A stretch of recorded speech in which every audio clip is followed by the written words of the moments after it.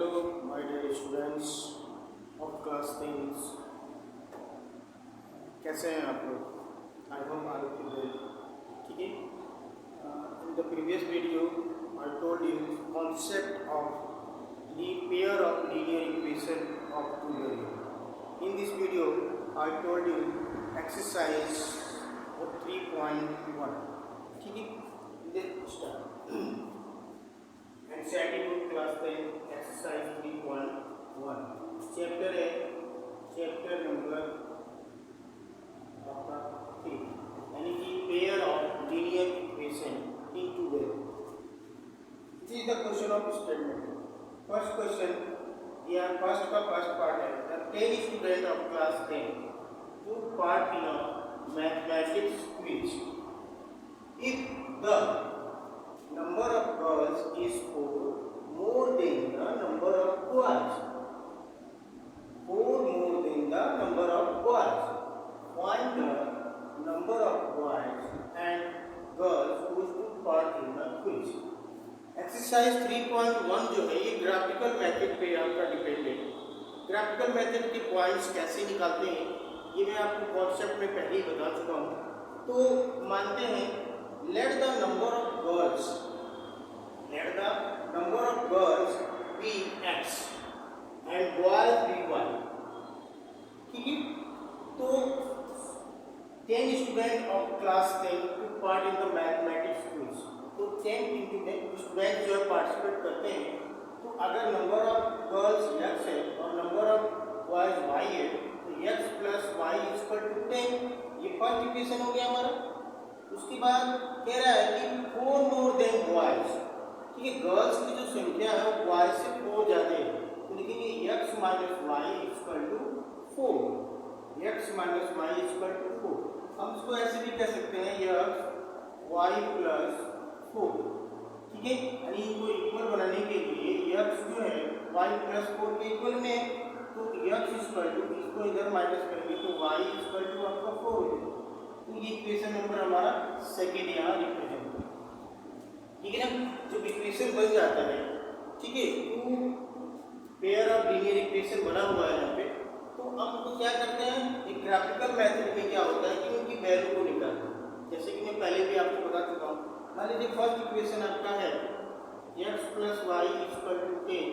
तो x equal to 10 minus y हो जाएगा और x इक्वल टू 10. अगर हम y की वैल्यू 5 लेते हैं तो x की वैल्यू भी हमारी क्या आ जाएगी 5 आ जाएगी. तो 5 हमने पुट अप कर दिया. इस तरह से बारी बारी से कैसे वैल्यू निकालते हैं मैं ऑलरेडी आपको बता चुका हूँ. ठीक है ना. यहाँ भी हम करते हैं x equal to y plus 4 हो जाएगा. तो x की वैल्यू अगर y की वैल्यू 0 मानते हैं या 0 माने और ये 4 हो गया तो x की वैल्यू क्या आ गई आपकी 4 आ गई. तो ये पुट अप करते हैं. ऐसे ही y की वैल्यू 1 मानेंगे -1 मान के पुट अप करेंगे तो x की वैल्यू फाइंड आउट हो जाएगी. अब वो कह रहा है find the number of boys and girls. तो पहले हम ग्राफिकल मेथड के प्लॉट करने के लिए फाइंड करने के लिए ग्राफिकल मेथड से हम ग्राफ पे उसको प्लॉट करेंगे. क्योंकि नेगेटिव यहाँ पे 1 2 3 4 5 6 7 8 ये सब नेगेटिव फॉर्म में है. ठीक है. और यहाँ पे ये 1 2 3 4 5 6 7 8 ये सब भी नेगेटिव फॉर्म में है. ठीक है. ग्राफ पे नेगेटिव फॉर्म में है. अब हम पहले जो लीनियर इक्वेशन है उसके वैल्यू को प्लॉट करेंगे. y की वैल्यू अगर 5 है तो x की वैल्यू भी 5 है. y की वैल्यू 5 है और y की वैल्यू x की वैल्यू 5 दोनों पॉजिटिव है. तो यहाँ पे आ गया इसकी वैल्यू यहाँ निकल के आई. थोड़ा सा ये वाला डाल दो. ठीक है. उसके बाद 4 अपॉन x की वैल्यू 4 और y की वैल्यू 6. y की वैल्यू 6 और x की वैल्यू 4. तो कहाँ निकल के आएगा आपका x का वैल्यू 4 और y का वैल्यू 6. ये वाला पॉइंट निकलता है. ठीक है. ओके। उसके बाद आपका वाई का वैल्यू 4 है और एक्स का वैल्यू 6 है। एक्स का वैल्यू 6, वाई का वैल्यू 4, तो ये पॉइंट निकल के आएगा आपको यहाँ पे, ठीक है। तो ये हमारा जो है आपका कह सकते हैं कि ये लाइन ड्रॉ करेंगे हम सीधे,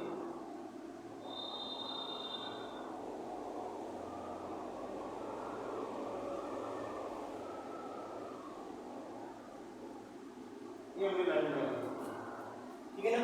ये हमारे फर्स्ट इक्वेशन यानी x plus y equal to 10 की लाइन। उसके बाद आते हैं सेकेंड इक्वेशन में। सेकेंड इक्वेशन में y की वैल्यू 0, x की वैल्यू 4, y की वैल्यू 0, x की वैल्यू 4, तो यहाँ पे हो गया आपका पॉइंट, ठीक है। और y की वैल्यू 1 और x की वैल्यू 5, ये 1 आ गया तो इसकी वैल्यू यहाँ पे आ गई आपकी, ठीक है। उसके बाद आपका -1, y की वैल्यू -1 हो गया और x की वैल्यू 3 हो गया, ये आपका यहाँ आ जाएगा, ठीक है ना। अब इन लाइन्स को मैं मिलाते हैं,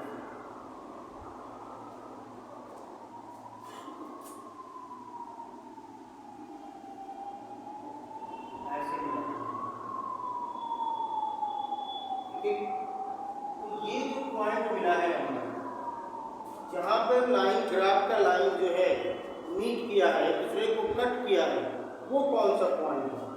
तो इधर से ले जाएंगे तो ये 3 है, इधर से लेंगे तो ये 7 है, यानी कि हम लिख सकते हैं 7 3, ठीक है ना।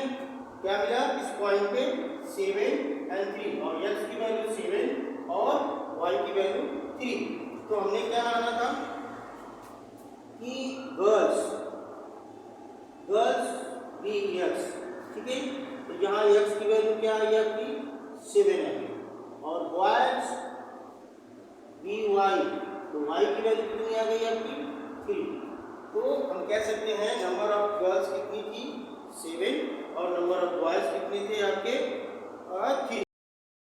सेकेंड क्वेश्चन आपका है 5 pencil and 7 pen together cost ₹50। 5 pencil and 7 pen together cost is 50, where 7 pencil and 5 pens together cost is 46. Find the cost of 1 pencil and the 1 pen. Firstly, let the cost of 1 pencil be ₹x and 1 pen be ₹1, ठीक है। x की pencil का 1 pencil का cost जो है हमने x की value माना, और जो है 1 पेन की जो कॉस्ट y वैल्यू और 1 पेंसिल की x। तो यहाँ पे देखते हैं तो 5x plus 7y, 5x and plus 7y equal to 50, that is the first equation, and 7x plus 5y equal to 46, that is the second linear equation. तो ये हो गया पेयर ऑफ लीनियर इक्वेशन बन गया। अब हम 1 बाई 1 जो है पहले हम लेते हैं 5x plus 7y equal to 50। यहाँ पर वैल्यू निकाल के पहले से पुट अप कर रखा हमने, लेकिन ये वैल्यू आप निकाल के बताएंगे कि 50 माइनस 7y और x equal to 50 minus 7y upon क्या हो जाएगा यहाँ 5 हो जाएगा। अगर हम x की y की वैल्यू 5 मानते हैं तो 50 माइनस 7 इंटू 5 अपॉन 5, ये क्या हो जाएगा 50, 7 5 तक 35, ठीक है, अपॉन आपका 5 हो जाएगा। 50 में से 35 माइनस करेंगे तो आपका 15 बचेगा, और ये 5 का 15 में डिवाइड करेंगे तो ये 3 आ जाएगा। x की वैल्यू कितनी आ गई आपकी 3 आ गई। तो ऐसे ही वैल्यू नेक्स्ट वैल्यू मानेंगे y की वैल्यू 0, तो आपका x की वैल्यू 10 आ जाएगा। आइए हम सेकेंड इक्वेशन में देखते हैं। आपका 7 years equal to 46 minus 5y, और x की वैल्यू हो जाएगी 46 माइनस 5y अपॉन ये निकल के 7 आ जाएगा।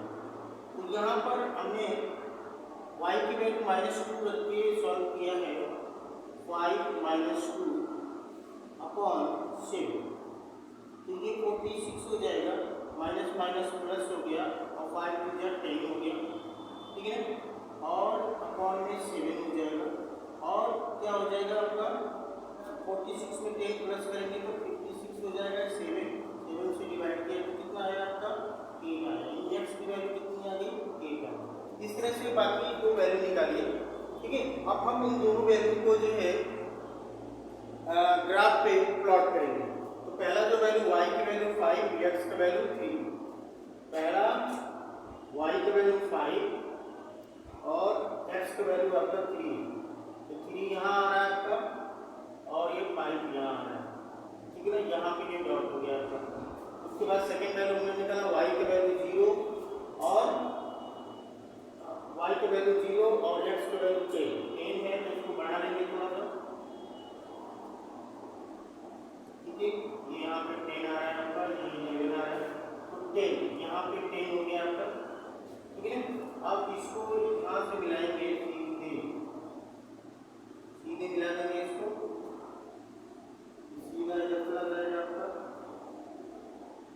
ठीक है। तो स्ट्रेट खींचना है आपको, थोड़ा सा सीधा खींचना पड़ेगा, ठीक है, थोड़ा स्ट्रेट खींचना पड़ेगा। अब जो है सेकेंड वैल्यू है, दोनों वैल्यू मिल गई, ये फर्स्ट इक्वेशन हो गया आपका 5x plus 7y equal to 50 वाला। अब आते हैं सेकेंड इक्वेशन पे, y की वैल्यू -2a और x की वैल्यू 8 है, तो -2 और 8 यहाँ आता है आपका, ठीक है ना, ये मैच करेंगे यहाँ पे आ रहा है। और तीसरा y की वैल्यू 5 है, प्लस का 5 और x की वैल्यू प्लस का 3, ये 5 हो गया, ये प्लस का 3 आ गया, ठीक है ना। तो यहाँ आके वो मैच कर रहा है आपका, ये भी इसी मैच कर रहा है, तो ये जो लाइन ड्रॉ करेंगे हम ऐसे, ठीक है, ये लाइन हमें ड्रॉ करनी है, ठीक है। तो ये किस पॉइंट पे मिल रहा है आपका 3 और 5, 3 और 5, यानी x का वैल्यू 3 और y का वैल्यू 5, ये निकल गया है, इस पॉइंट पे मीट किया वो, तो हम आंसर लिख सकते हैं कॉस्ट ऑफ वन पेंसिल, क्या माने थे हम, cost of one pencil x माने थे, और यहाँ x का वैल्यू 3 आया तो रुपीज 3 हो जाएगा, और कॉस्ट ऑफ वन पेन क्या माने थे रुपीज, y माने थे, y की वैल्यू यहाँ 5 की रुपये आई है। नाउ क्वेश्चन नंबर सेकेंड जो है आपका, अगर मैं सोल्यूशन बता दूंगा तो क्वेश्चन नंबर 2 के अकॉर्डिंग जो है कोई जितने भी क्वेश्चंस दिए गए हैं, रेस्पेक्ट क्वेश्चन से 3 to 7 एक्सेट्रा क्वेश्चन जो भी है वो इसी क्वेश्चन पे बेस है।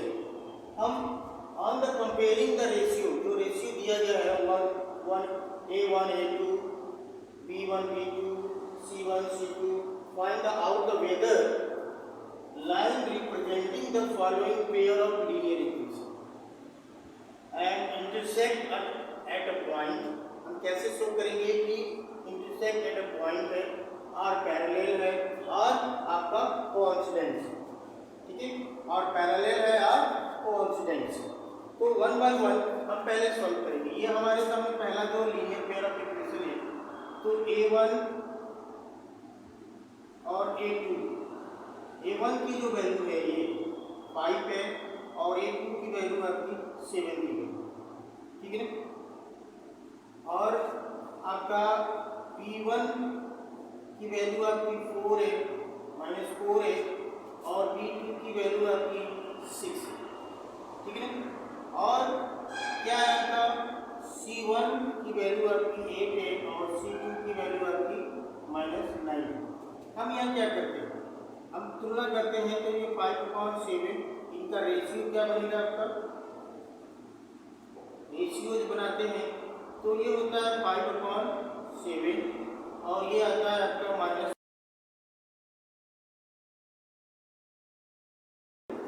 Question number 2, on comparing the ratio A1 A2 B1 B2 and C1 C2, find out whether the line representing the following pair of line equation, ठीक है, intersect at a point or parallel constants. तो यहाँ पर first आपका pair है linear of equation 5x - 4y + 8 = 0, 7x + 6y - 9 = 0। तो a की value 5 है, a1 की वैल्यू 5, a2 की वैल्यू 7, b1 की वैल्यू 4 और b2 की वैल्यू 6, c1 की वैल्यू 8 और c2 की वैल्यू -9। अब इनका रेशियो कंपेरिजन करेंगे तो ये 5.7 हो जाएगा, -4/6, 8/-9। तो जो हमने यहाँ क्या देखा कि 5.7 नॉट इक्वल टू -4/6। तो हम कह सकते हैं a1 a2 not equal to b1 b2। तो it is the intersect at point, it is the intersect at point. Second जो पेयर है उसको हमने माना a1 की वैल्यू 9 है, b1 की वैल्यू 3 और c1 की 12, a2 की 18, b2 की 6 और c2 की 24। तो रेशियो के अकॉर्डिंग हमने उसको प्लॉट कर दिया a1/a2, b1/b2, c1/c2। वैल्यू को कैंसिल किया, तो कैंसिल स्टैंडर्ड फॉर्म में लाने के लिए तो हमने देखा a1/a2 की वैल्यू भी 1/2i, b1/b2 की वैल्यू भी 1/2i और c1/c2 की वैल्यू भी 1/2i। यहाँ तीनों की वैल्यू आपस में इक्वल है। तो a1/a2 equal to b1/b2 equal to c1/c2। तो ये है आपका कॉन्स्टेंट्स। जब तीनों वैल्यू आपस में इक्वल होती है, तीनों रेशियो आपस में इक्वल होता है, तो वहाँ पर कॉन्स्टेंट निकल के आता है। उसके बाद आपका यह है a1 की वैल्यू 6, b1 की वैल्यू -3 और c1 की वैल्यू 10 और a2 की वैल्यू 2 और b2 की वैल्यु -1 और c2 की वैल्यू 9। तो इनको भी रेशियो में रिप्रेजेंट करते हैं। तो कैसे a1 6/2 -3/-1 c1/10/9 हो गया आपका। दोनों का कंपेयरिंग करते हैं जब इनका, तो ये कैंसिल 2/2 2 3 जा 6, तो 3/1 हो गया, b1/2 की वैल्यू 3/1 माइनस से कैंसिल हो गया 18/9। तो हमने देखा a1/a2 इक्वल टू b1/b2, ठीक है ना, और c1/c2 इक्वल में नहीं है, केवल a1/a2 एक वैल्यू आपकी, एक रेशियो आपका इक्वल है, थर्ड रेशियो आपका इक्वल नहीं है। तो इस सिचुएशन में क्या होता है कि जो लाइन होती है वो पैरेलल होती है। तो यहाँ रेशियो हम कह सकते हैं कि ये पैरेलल है, यानी कि a/a2 not equal to b1/b2, तो वो आपका होता है इंटरसेक्ट एट अ पॉइंट। और अगर तीनों रेशियो आपस में इक्वल होता है तो वो कॉन्स्टेंट होता है, और अगर तीनों में से एक वैल्यू इक्वल होती है, सेकेंड वैल्यू इक्वल नहीं होती है, तो वो आपकी क्या होती है, पैरेलल होती है। तो इसके अकॉर्डिंग अगले क्वेश्चन